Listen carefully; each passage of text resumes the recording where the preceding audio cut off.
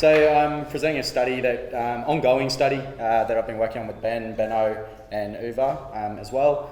It's part of a larger project called How Society Moves, and I'll make a couple of mentions there to that.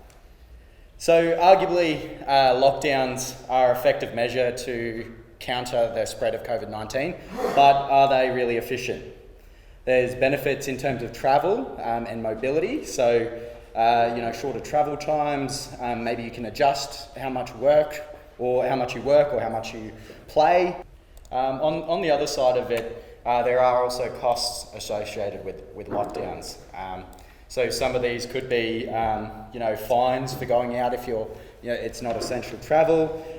Maybe fun at home is less fun than fun at the park or fun at the movies. There's also socioeconomic differences, particularly for work mobility and for play mobility, and also in exposure to accidents, the role of community, social capital, and really that's around the mobility and environment.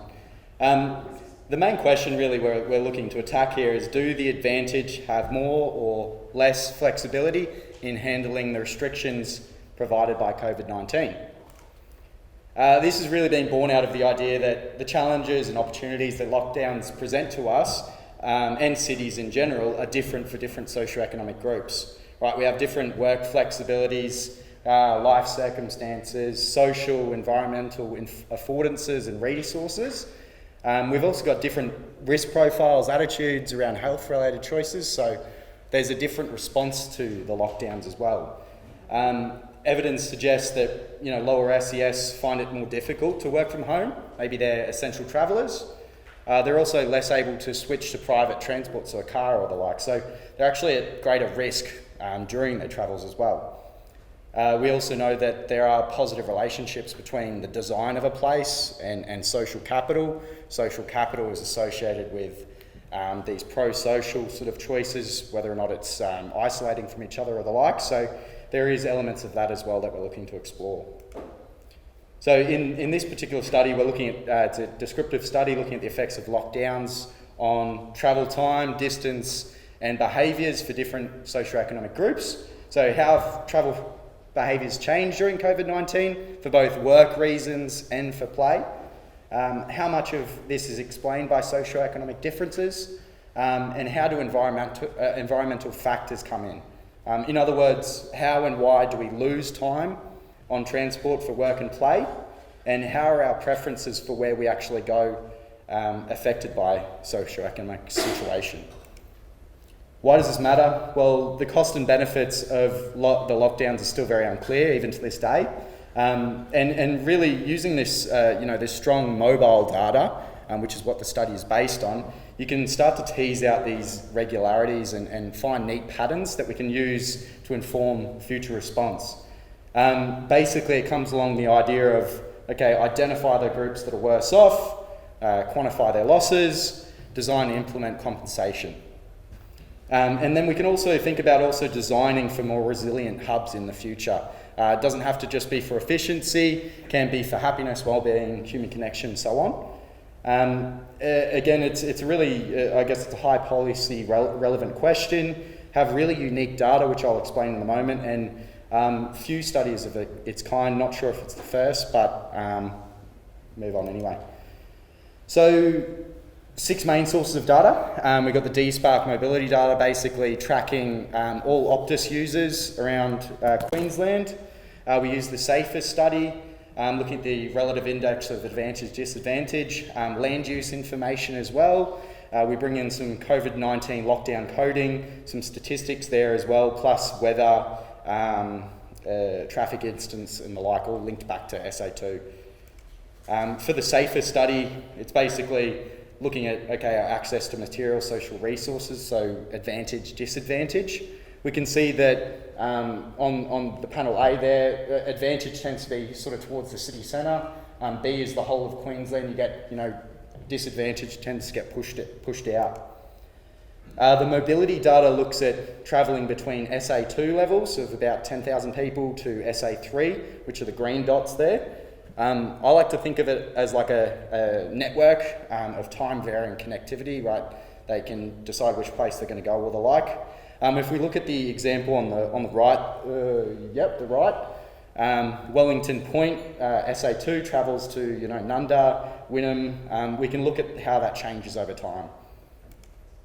We also bring in land use information on the right there and tie it back to weather station data for rainfall, temperature, that sort of thing. In estimating the lockdown effect, we do essentially what is a diff and diff and diff model. We do an interaction between lockdowns and socioeconomic status, and then we run this for both work mobility and play mobility. Lockdowns is basically 0 if it's not a lockdown, 1 if it's during a lockdown, 2 in that post-lockdown state. SES is that ERSAD, and we have all those controls we talked about before. Essentially, what we're seeing is there is a larger lockdown effect for higher SES on work trips, so that's looking at the top left, and an even larger one for the top right. That's on the top right there, you're sort of seeing that, okay, it's almost like call it 50% movement from the mean, which is quite significant. Post-lockdown, which is the blue lines, there is a bit of recovery there, but it's not up to the pre-lockdown levels just yet.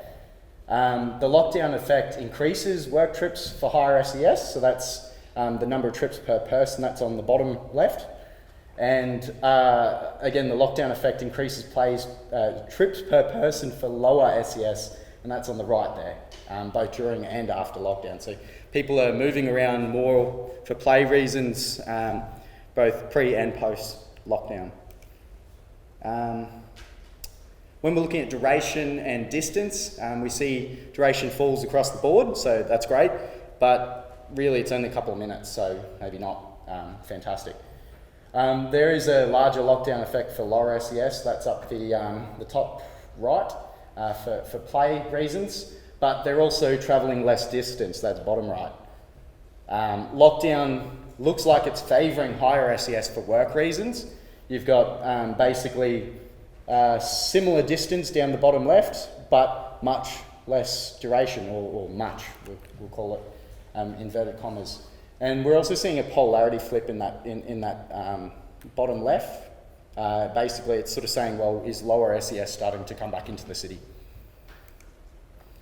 In summary, we're seeing benefits flowing to everyone, but disproportionately so. We're seeing higher SES is getting a lot of gains for work reasons, less traffic on the road, and they're still going into work, so they're getting a lot of benefits there.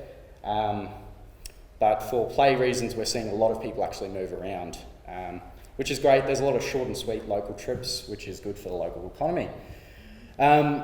It seems from this descriptive analysis that we're actually seeing lower SES, it's harder for them to work from home.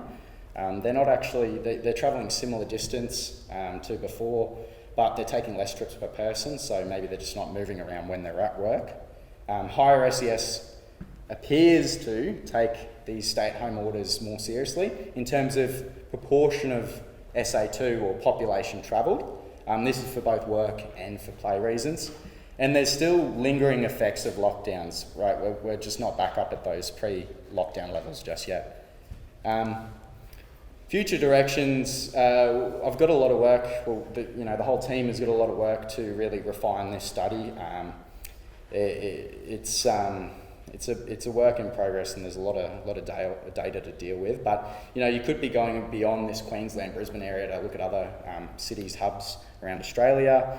We could tease more into this resilience factor, okay? Otherwise also diversity of, which social groups are mixing with each other at certain areas, how long do they stay together, or do they tend to just stick to their own kind, for lack of better words? We could also look at developed, less developed emerging areas overseas. You could use this in that sort of response for natural disasters, severe weather, and also start to try and tease out cultural, institutional values and what's their impact on mobility for work and for play. But look, that's about it from me today. Thanks. Please.